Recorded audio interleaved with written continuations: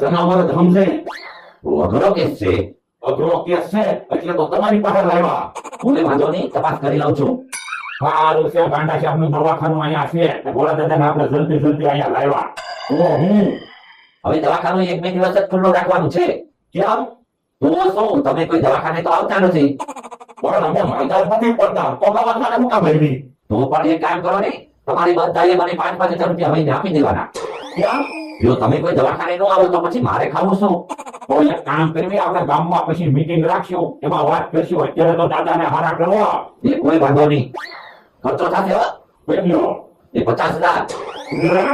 ભોળા દાદાને તાવ આવેલો છે, એમાં 50,000 રૂપિયા થોડા હોય? તમે ડોક્ટર છો કે હું ડોક્ટર છું? તમે તમને ખબર પડે કે મને ખબર પડે? એટલે તમને હા તો પછી જે કેટલી થશે એટલી આપવી જ પડશે. મગજમાં તાવ કરી ગયો છે ને, એટલે 5 ઇન્જેક્શન એક સાથે આપવા પડશે. દાદા સાહેબ ઇન્જેક્શન નું ન બોલતા, કિડની પેલા છે ને વધારે પીવે. અને પણ ઇન્જેક્શન તો આપવા જ પડશે, એમના થોડું સારું થશે.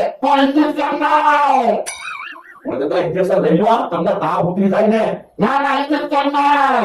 ગાંડા સાહેબ દવા આપી દો ને, ઇન્જેક્શન નથી આપવા. તો એક કામ કરીએ, 5 ઇન્જેક્શન નથી આપવા, 1 ઇન્જેક્શન આપી દઉં છું. દાદા એટલો બધો દેખાડો કરો માં, ઇન્જેક્શન હું આપીશ ને તમને ખબર નહીં પડે. કોઈ વાંધો નહીં, ઇન્જેક્શન નથી આપવું બસ. ભોળા દાદા હવે નો બીતા, ઇન્જેક્શન નહીં આપે. દાદા વાર્તા સાંભળવી ગમે છે? હા, તો હું તમને વાર્તા કહું છું. એક હતું જંગલ, જંગલમાં જનાવર, જનાવર ચાલે ડુક ડુક ડુક, દાદા ભાગે તુક ડુક તુક. વાર્તા સાંભળવાની મજા આવે છે ને? હા. એ દાદા બહુ સારા, પેશન છે મારા, થઈ જશે સાજા, રૂપિયા બહુ જાજા. દાદા સામે શું છે? અરે પણ ઉભા તો જો, ફી તો દેતા જાઓ.